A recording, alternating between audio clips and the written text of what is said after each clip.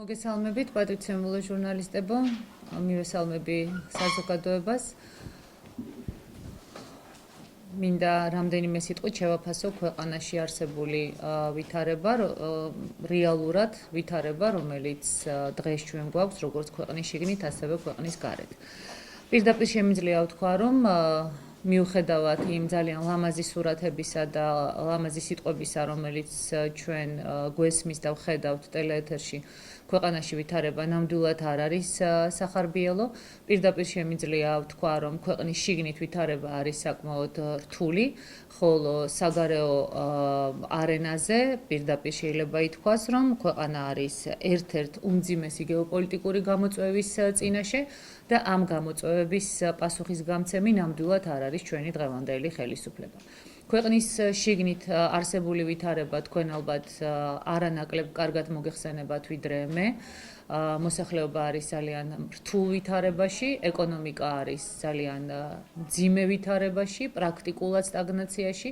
ეკონომიკა არ იზრდება, ქვეყნის მოსახლეობის სოციალური და ეკონომიკური მდგომარეობა არის ძალიან მძიმე და არც ერთი ის მნიშვნელოვანი გარღვევა, რომელსაც ჩვენ ხელისუფლება გვპირდებოდა, იქნებოდა ეს სოფლად თუ ქალაქად, სამწუხაროდ არ შესრულებულა და ამას გრძნობს საქართველოს მოსახლეობის აბსოლუტური უმრავლესობა.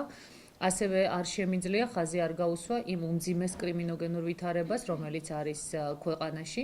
ძალიან მძიმეა და ძალიან სამწუხაროა ამაზე საუბარი, მაგრამ ფაქტია, რაც არ უნდა ილაპარაკოს ჩვენმა დღევანდელმა ხელისუფლებამ და შინაგან საქმეთა სამინისტროს ან მთავრობის ან ხელისუფლების ნებისმიერმა წარმომადგენელმა.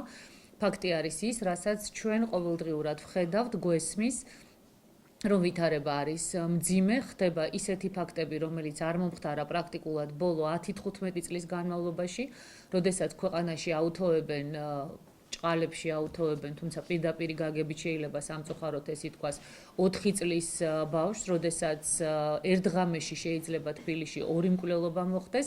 ამ დროს საუბარი იმაზე, რომ თურმე კრიმინოგენური ვითარება ნორმალურია და არაფერი არ შეცვლილა, ეს არის ხელისუფლების აბსოლუტური უუნარობა და შეიძლება უფრო უარესიც, ეს არის რეალობა, როდესაც ხელისუფლება სირაქლემას მდგომარეობაში ყოფნა უნდა. ეს რამდენიმე აქცენტი, რომელიც ვფიქრობ თქვენთვის ყველასათვის ძალიან კარგად ნაცნობია, ეხლა ის საგარეო პოლიტიკური რეალობა, რომელშიც დღეს ჩვენი ქვეყანა იმყოფება და ეს ჩვენ უნდა განვიხილოთ სწორედ იმ საერთო ვითარების ფონზე, რომელიც არის დღევანდელ მსოფლიოში.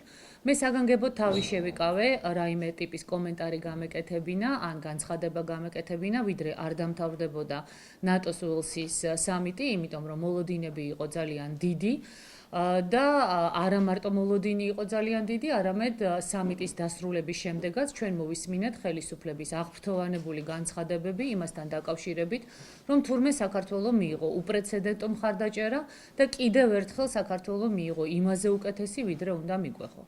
ბოლო 18 წლის განმავლობაში ჩვენ გამუდმებით ველოდით იმას, რომ სიტყვები, რომ ნატოს კარი არის ღია, რეალობად იქცეოდა, მაგრამ 18 წლის განმავლობაში ეს კარი ერთის მხრივ თითქოს ღია, მაგრამ ფაქტია, რომ საქართველოსთვის არის დახურული.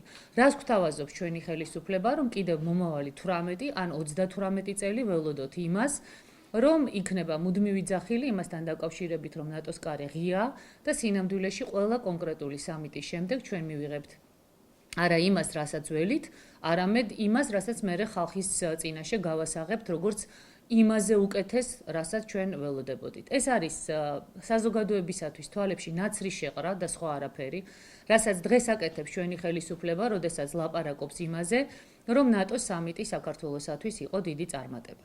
ნატოს სამიტი საქართველოსათვის წარმატება არ ყოფილა, ჩვენ ვერ მივიღეთ მაპი, რომელიც ყველა, ესე ვთქვათ, ყველა იმ ადამიანის მოლოდინში შეიძლება იყოს, რომელსაც ჯერ კიდევ ილუზიები აქვს საქართველოს ნატოს წევრობასთან დაკავშირებით.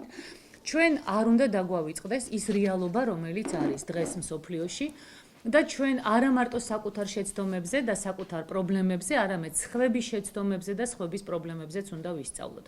ჩვენ დავინახეთ, რა დაემართა უკრაინას, და პირდაპირ შემიძლია ვთქვა, ისე როგორც თავის დროზე 2008 წელს მიხეილ სააკაშვილმა თავისი უპასუხისმგებლო მოქმედებებით დააქცია საქართველოს, უკრაინის პოლიტიკოსმა ნაწილმა ასევე თავისი უპასუხისმგებლო მოქმედებებით უმძიმესი კრიზისის წინაშე დააყენა უკრაინის ხელისუფლება. მე ძალიან ბევრ მათგანს ვაფრთხილებდი ამასთან დაკავშირებით, მაგრამ სამწუხაროდ რეალობა არის უმძიმესი. დღეს ლაპარაკი იმასთან დაკავშირებით, ვინ რა წააგო და ვინ რა მოიგო, უბრალოდ არასერიოზულია, მაგრამ ერთი ნამდვილად შემიძლია გითხრათ. უკრაინა დამარცხდა, უკრაინამ წააგო სამწუხაროდ და ძალიან ბევრი რამ დაკარგა და სამწუხაროდ უკრაინა არასოდეს აღარ იქნება ისეთი ქვეყანა, როგორიც ის იყო.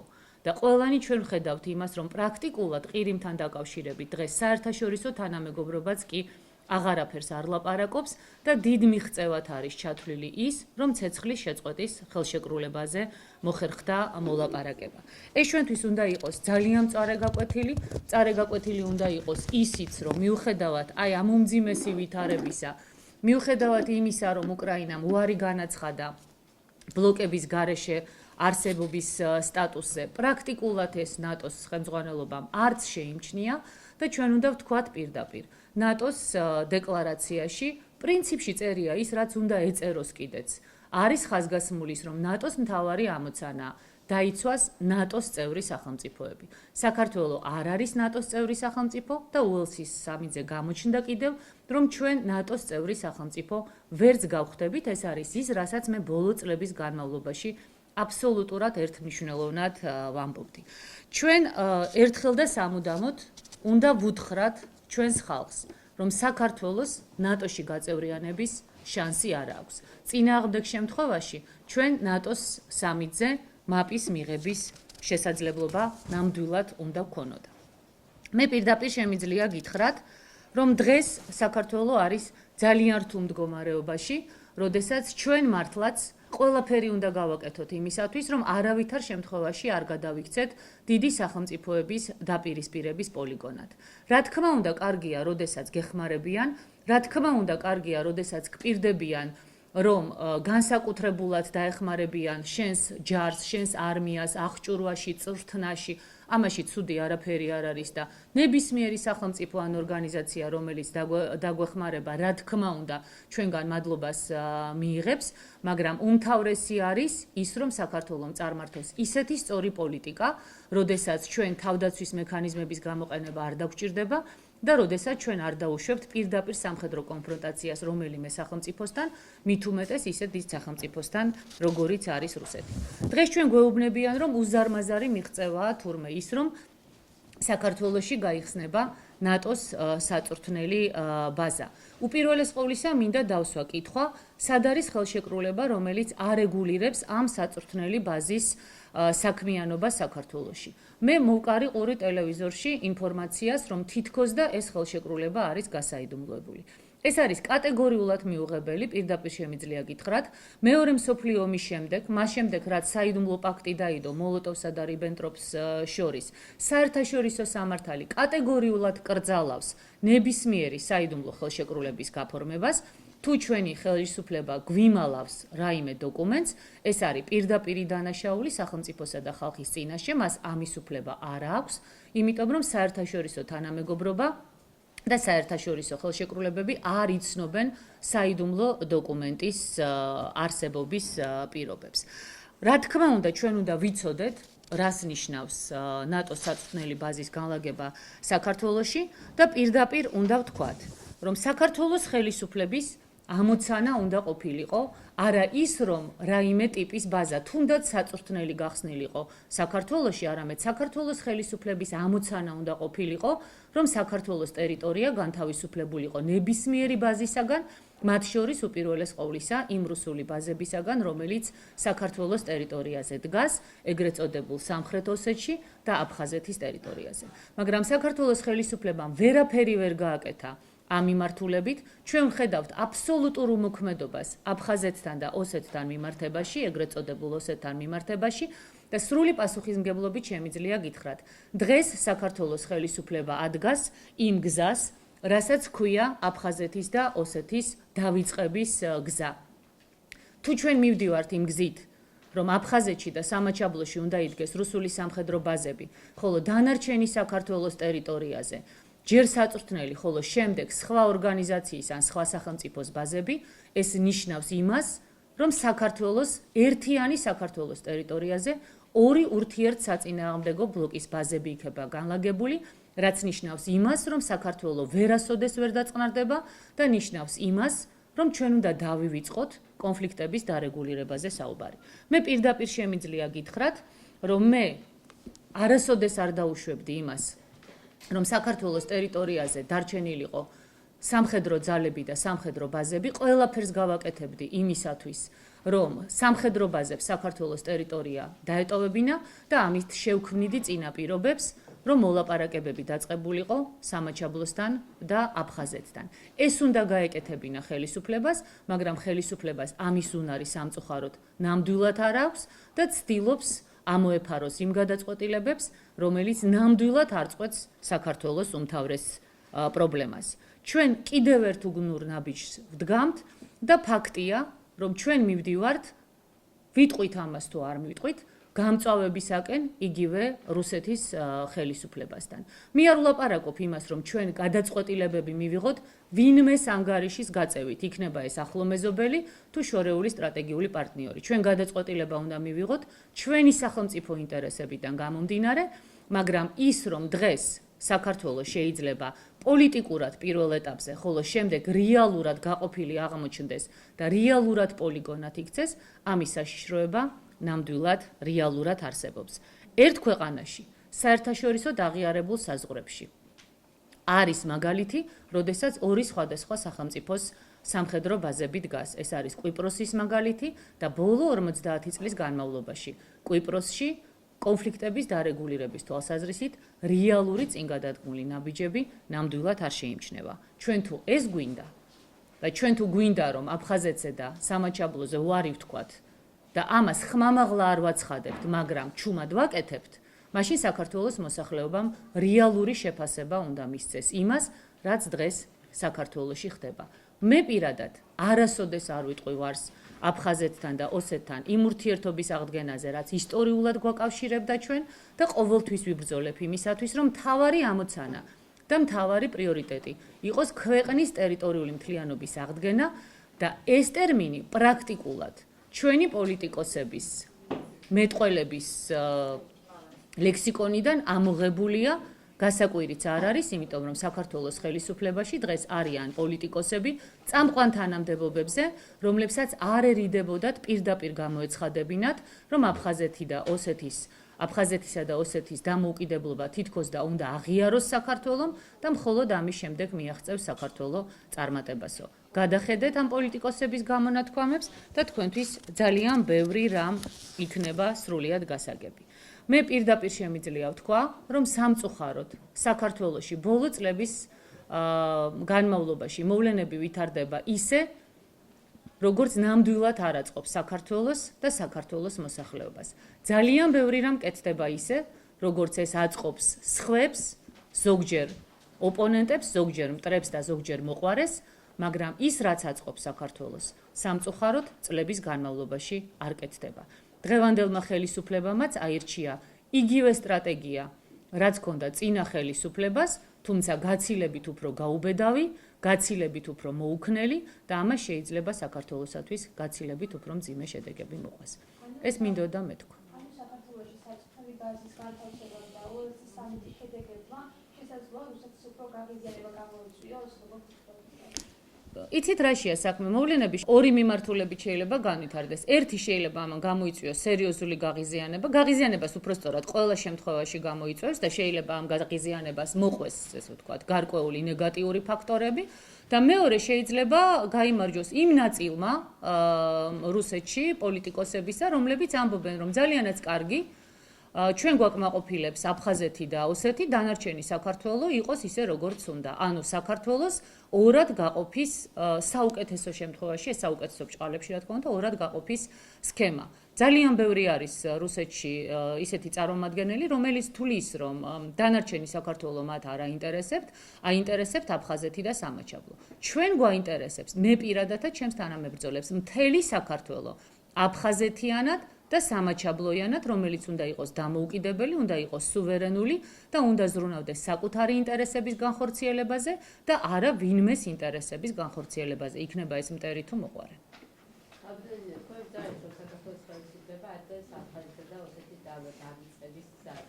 ამ ეტაპზე თქვენ როგორ მიგაჩნიათ ამ კონფლიქტის მოგვარების გზა რა გესახება და საერთაშორისო საზოგადოების როლი როგორი შეიძლება როგორ წარმოგიდგენიათ ამ პროცესში? ძალიან მარტივად გეტყვით, რატომ ამბობ მე, რომ საქართველოს ხელისუფლება ადგას აფხაზეთის და ოსეთის დავიწყების გზას. დამისახელეთ თუნდაც ერთი სერიოზული ინიციატივა, რომელიც მიმართული იქნებოდა აფხაზებთან და ოსებთან ჩატეხილი ხიდის აღდგენისაკენ.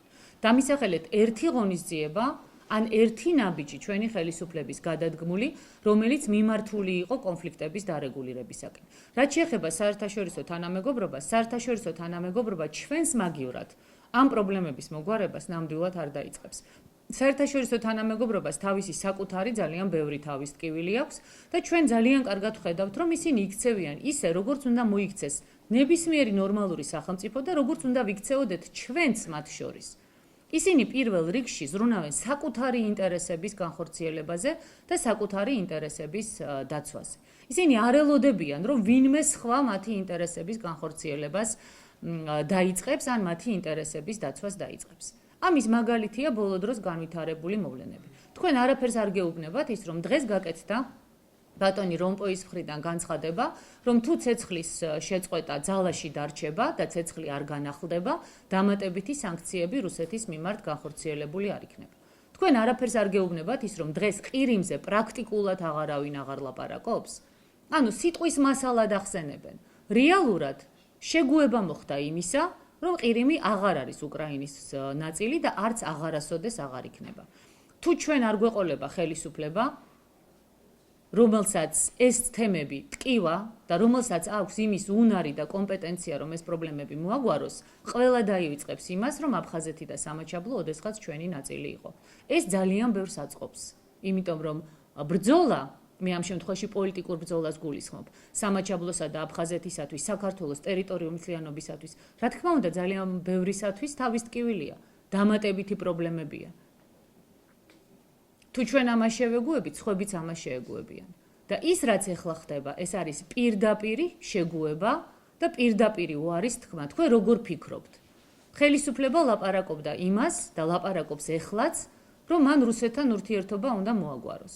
თქვენ როგორ ფიქრობთ? საწვრთნელი ბაზის გახსნა ამ ლაპარაკების პროცესს ხელს შეუწყობს? ჩვენ ხომ აქედან უნდა ამოვიდეთ. ჩვენ რა გვაწყობს? რუსეთს რა მოწონს და რა არ მოწონს კი არა. აქ არ არის ლაპარაკი იმაზე, რომ ჩვენ ვიმოქმედოთ ისე, რომ რუსეთს მოეწონოს. ჩვენ უნდა ვიმოქმედოთ ისე, როგორც ჩვენ გვაწყობს. ჩვენ გვაწყობს საქართველო უცხო სახელმწიფოების ბაზების გარეშე. რუსეთის ბაზების გაყვანას ხელს არ შეუწყობს ის პროცესები, რასაც დღეს საქართველოს ხელისუფლება მიყვება. ეს არის ფაქტი. თუმცა ხელისუფლება აცხადებს, რომ ქვეყნის დაცულობის ხარისხი უფრო გაიზარდა ამ სამიტის შედეგებით. რომ კონკრეტულად თუნდაც ამ საწვრთნელი ბაზის ხარისხი. მაგალითად როგორ? არა, თქვენ ჟურნალისტები ბრძანდებით და უნდა კითხოთ, აი რითი გაიზარდა ქვეყნის დაცულობის ხარისხი? ამით. რითი გაიზარდა შანსი? მე ვკითხულობ, რითი გაიზარდა შანსი აფხაზეთის და სამაჩაბლოს პრობლემის მოგვარების? ჩვენ დავინახეთ ის, რაც ძალიან ნათლად წერია ნატოს წესდებაში. ნატოს წევრი სახელმწიფოები იცავენ მხოლოდ საკუთარ სახელმწიფოებს. და ჩვენ არა ვართ ნატოს წევრი სახელმწიფო და მეხუთე მუხლი ჩვენთან საწვრთნელი ბაზა იქნება გახსნილი თუ არ იქნება გახსნილი, საქართველოზე არც ერთ შემთხვევაში არ ამოქმედდება.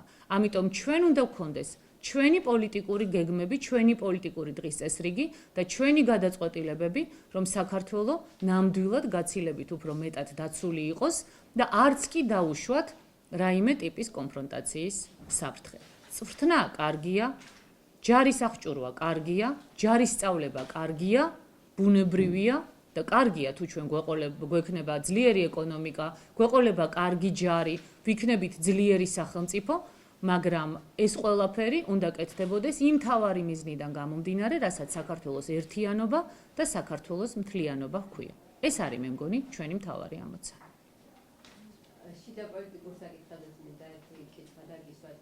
პრემიერსა და პრეზიდენტის ურთიერთობები გახდა აქტუალური ატოლ ხანებში და განსაკუთრებით აღწერდება გაეროს სამიტზე, რომელიც უახახად რამდენად სერიოზულად მიგაჩნიათ წარმატი იმაზე ერთი დელეგაცია უნდა წავიდეს გაეროში. იცით რა, მე სიმართლე გითხრათ ნამდვილად არ მინდა ამ თემებზე ყურადღების გამახვილება, იმიტომ რომ ეს უბრალოდ ძალიან სამარცხვინოა, რაც საქართველოში ეხლა ხდება. მაგრამ ეს სრულიად მოსალოდნელი იყო, ეს ნათელი იყო, რომ ასე იქნებოდა და მე ამას საპრეზიდენტო არჩევნებამდე ვამბობდი და ამაზე პასუხისმგებლობა, რა თქმა უნდა, ყველა მხარეს ეკისრება პრეზიდენტსაც, ეკისრება პრემიერ-მინისტრსაც და ეკისრება იმ ადამიანსაც, რომელმაც თავის დროზე გითხრა, რომ სოფლიოში საუკეთესო პრეზიდენტი და საუკეთესო მთავრობა გვეყოლებოდა, მაგრამ რომელიც დღეს ამ ყველაფრისგან პასუხისმგებლობას იხსნის.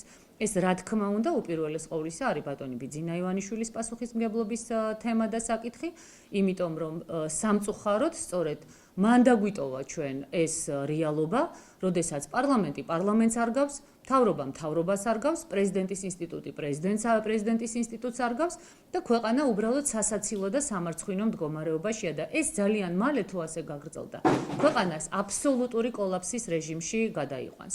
სწორედ ამიტომ, ეხლა მე არ მინდა ყველა გამოსვლაზე ერთი და იგივე ვისაუბრო ამის დროც მოვა. სწორედ ამიტომ ვლაპარაკობთ მე და ჩემი თანაგუნდელები იმაზე, რომ უნდა ჩატარდეს აუცილებლად ვადამდელი საპარლამენტო არჩევნები, რომ ქვეყანაში მოვიდეს სერიოზული პოლიტიკური ძალა ჩვენი სახით, იმიტომ რომ პირდაპირ შემიძლია გითხრათ, რომ მე ნამდვილად ვერ ვხედავ და ძალიან ობიექტური ვარ სხვა პოლიტიკურ ძალას ქვეყანაში, რომელიც შეძლებს იმ პრობლემების მოგვარებას, როგორც ქვეყნის შიგნით, ასევე ქვეყნის გარეთ, რომელზეც მე ახლა ვლაპარაკობ. დღეს საქართველოში ჩვენს გარდა და ჩემს გარდა არ არსებობს პოლიტიკოსი, რომელიც გაბედავს იმის თქმას, რასაც მე ვამბობ. არ არსებობს პოლიტიკოსი, რომელიც შეძლებს მოლაპარაკების პროცესის დაწყებას აფხაზეთის და სამაჩაბლოს პრობლემების მოგვარების თვალსაზრისით, რუსეთის ბაზების გაყვანის თვალსაზრისით, რუსეთთან ურთიერთობის დალაგების თვალსაზრისით და ამავდროულად ბუნებრივია დასავლეთთან ნორმალური და მეგობრული ურთიერთობების შენარჩუნების თვალსაზრისით. მე შემიძლია ვთქვა, რომ ქვეყნის ერთადერთი გამოსავალი არის ის, რომ ქვეყანაში მოვიდეს ახალი ხელისუფლება, რომელიც დაიწყებს მოქმედებას ქვეყნის ინტერესებიდან გამომდინარე და არა რომელიმე სახელმწიფოს ინტერესებიდან გამომდინარე. ასეთი ძალა ვართ მე და ჩემი თანამებრძოლები და ჩვენ ყველაფერს გავაკეთებთ იმისათვის, რომ მოვიდეთ ხელისუფლებაში, ჩვენი სამშობლოს პრობლემების მოგვარება დავიწყოთ და ქვეყანას დავამსგავსოთ.